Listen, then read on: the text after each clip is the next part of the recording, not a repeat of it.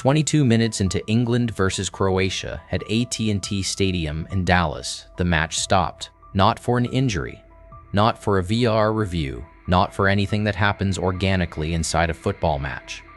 The players walked to the sidelines. Coaches jogged onto the pitch. And the crowd, a stadium packed with England and Croatia supporters who had waited years for this fixture, who had paid significant money to be in those seats, who had built their entire summer around this exact night, responded with something that cut through clearly on the broadcast microphones. They booed, not a polite murmur of displeasure, a proper, sustained, unmistakable boo. FIFA's mandatory hydration break had arrived, and the fans, for the first time this visibly at this tournament, told FIFA exactly what they thought of it. Here's the detail that makes that reaction more than just impatience. AT&T Stadium has a retractable roof. On the night of England versus Croatia, that roof was closed, the air conditioning was running, the temperature inside the building was controlled. The stated justification for the hydration breaks, extreme heat posing a genuine physiological risk to players, did not apply inside that dome on that evening, and the fans noticed immediately. One supporter's reaction, shared widely online, captured the mood of the stadium precisely. Roof closed, air conditioners on. So why are we on a hydration break? I hate this American World Cup. That sentence deserves more attention than it's getting, because it's not really about water, it's about the gap between what FIFA promised this tournament would be and what fans are actually experiencing. And that gap, 1 week into the 2026 World Cup, has become the defining story of this tournament's opening chapter. Let's go back to where the promise started, because to understand why fans in Dallas were booing a water break in an air-conditioned stadium, you need to understand what FIFA told the world this tournament would be. When the 2026 World Cup was awarded to the United States, Canada, and Mexico, the language from football's governing body was not modest. This would be the largest World Cup in history. 48 teams instead of 32, 104 matches instead of 64, 6 billion viewers projected, a 20% increase on Qatar's numbers, $11 billion in revenue, the greatest World Cup ever staged. Gianni Infantino used variations of that phrase consistently across years of promotional material. The biggest, the best, the most accessible, the most spectacular World Cup the sport has ever produced. 1 week in, the conversations fans are actually having are the ones FIFA didn't script. Start with the hydration breaks, because the origin of this policy is not cynical and the rationale deserves to be stated honestly before anything else is said about it. Researchers at Queen's University Belfast warned FIFA well over a year before this tournament that wet bulb globe temperature readings at several American host cities would exceed even the conditions that pushed Qatar to move its World Cup to winter. That is a real scientific concern. Heat exhaustion is a genuine risk at outdoor venues in American July temperatures. Nobody serious is arguing that player safety should be treated as secondary to fan convenience. The breaks were introduced with a defensible foundation, but here's where the policy falls apart in practice and why the fans in Dallas had a point that goes beyond impatience. Ian Wright, someone who spent decades as both a player and a broadcaster, someone who understands the rhythms of football at the highest level as well as anyone alive, said it plainly while covering the tournament. He called the breaks another way of getting adverts into the game from an American point of view. He said FIFA has used player welfare as the justification. He said that doesn't change what the breaks actually function as in the broadcast. Whether or not you accept that as the complete explanation, the operational reality is difficult to argue with. FIFA's broadcast partners in the United States are filling those 3-minute windows with advertising. The breaks divide every single match into 4 distinct quarters rather than 2 halves. That is a structural change to the basic shape of football. The same sport that has been played in 2 halves for over a century, now formatted, at the biggest World Cup in history, into 4 commercial segments. And it doesn't stop there, because the hydration break policy arrives alongside something else that is happening for the first time in this tournament's 96-year history. The final at MetLife Stadium will feature a full entertainment halftime show. 2 changes, same direction, more commercial real estate built into the fabric of the matches themselves. At the World Cup, FIFA described as the greatest ever staged. Now here is the fairness point worth making, because honesty about this story requires both directions. Not every broadcaster is treating those breaks identically.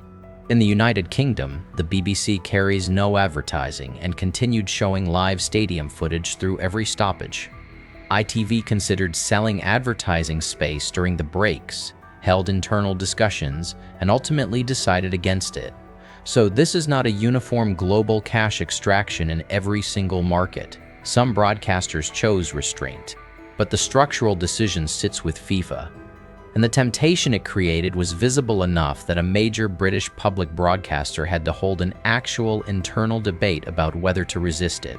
That tells you something about the incentive structure FIFA built. For some viewers at home, there is a practical upside being mentioned. A moment to stand up, make a drink, step away from the screen without missing a kick of play. Not everyone experiences this as pure imposition. But that is a separate question from whether the same policy should be applied identically inside a closed, air-conditioned dome in Dallas as it is applied at an outdoor venue under an open Texas sky in genuine summer heat. Those are not the same situation. Applying an identical policy to both is what the fans in Dallas were actually booing. And the boos in Dallas is not the only story from this tournament's first week that fits the same pattern. Let's talk about Egypt. Days before the tournament opened, FIFA ordered Egypt to remove 7 stars from their shirts. Each star represents an Africa Cup of Nations title, 7 championships, more continental titles than any other African nation has ever won, across more than 6 decades of football history. FIFA's reasoning was technically consistent with their own regulations. Stars positioned above a national crest are reserved under FIFA's written rules for World Cup victories. Egypt has not won a World Cup, so the stars came off. Days before kickoff, with Puma scrambling to revise official kits that were already in production, already printed, already distributed. Technically defensible, correct by the letter of the regulation, and landing with the force of a governing body telling the most decorated nation in African football history that the symbols of everything they have achieved are not permitted on their jerseys at the one tournament where the whole world is watching. Then Haiti. Their jersey, produced by manufacturer CA, depicted the Battle of Vertières, the decisive engagement of the 4th of November 1803, the moment that secured Haiti's independence, the battle that made Haiti the first nation in the world founded through a successful uprising against enslavement. CA described the design as a tribute, a piece of football culture rooted in national identity and historical pride. FIFA's ruling was that the imagery constituted political content, which their regulations prohibit on match jerseys. The shirt was withdrawn. Haiti's players had already worn it in a warm-up match against Peru. It had become one of the most discussed and sought-after kits in the build-up to the entire tournament, and it will never appear in a competitive World Cup match. 2 rulings, 2 different rationales, both technically grounded in FIFA's own written regulations, both arriving in the same compressed window before kickoff, and both telling proud football nations, one carrying 6 decades of continental achievement, one carrying one of the most significant independence stories in human history, that the governing body has decided what they are and are not permitted to say about themselves on the biggest stage in the sport. Here's what connects all 3 of these stories. The hydration breaks the Egyptian stars, the Haitian revolution. They are not catastrophic individually. The tournament has not collapsed. The football, by every account, has been excellent. England and Croatia produced a genuine classic. 4 goals, real attacking intent, the kind of match that reminds you why this tournament matters. Messi marked an all-time scoring record in his opening appearance. Norway returned to a World Cup for the first time in 28 years with a result that announced they belong here. There is no shortage of football worth watching, but the greatest World Cup ever was always going to be measured on more than goals scored. And 1 week in, the stories generating the most sustained conversation are the ones where fans, players, pundits, and entire football nations feel that decisions are being made about their experience, about their identity, about what their symbols mean, without them, in rooms they don't have access to, for reasons that sound defensible in a regulation document and land very differently when a nation's independence battle is classified as prohibited political content.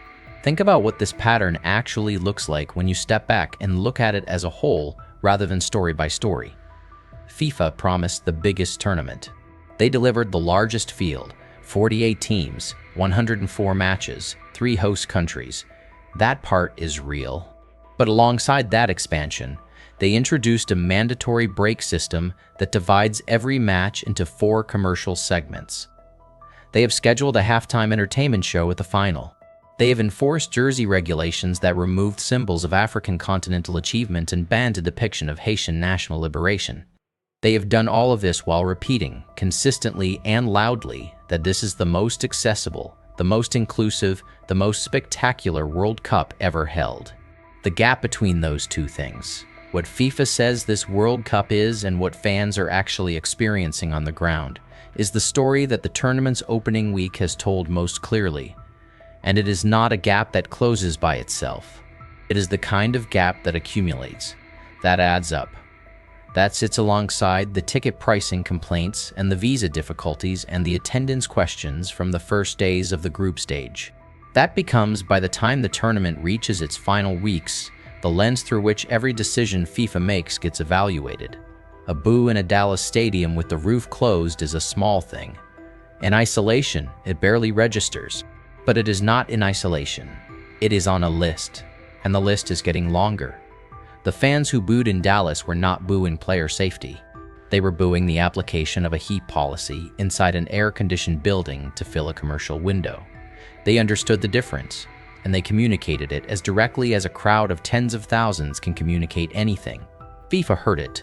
Whether FIFA registers it as information worth acting on, whether the greatest World Cup ever produces changes to how the governing body organizes the next one, is a different question, one that won't be answered until long after the confetti has fallen at MetLife.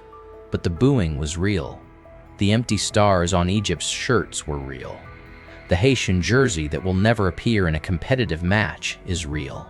And the pattern they formed together is real enough to ask honestly, 1 week into the tournament, FIFA described as its greatest achievement, whether the greatest World Cup ever is being measured by the right things. What do you think? Is the hydration break a genuine safety measure applied imperfectly? A commercial mechanism dressed in player welfare language, or somewhere between both depending on the venue? And does the Egypt and Haiti jersey situation feel like a governing body enforcing consistent rules, or a governing body with too much control over what football nations are allowed to say about themselves at their own tournament? Leave it in the comments. These are the conversations worth having. I read everyone. If this kind of coverage is worth your time, a like helps more than you might think. Subscribe to follow this tournament all the way through to the final in July. Football at this scale is never just a tournament. It's a moment in time. And 1 week into 2026, the moment is already more complicated than FIFA planned for.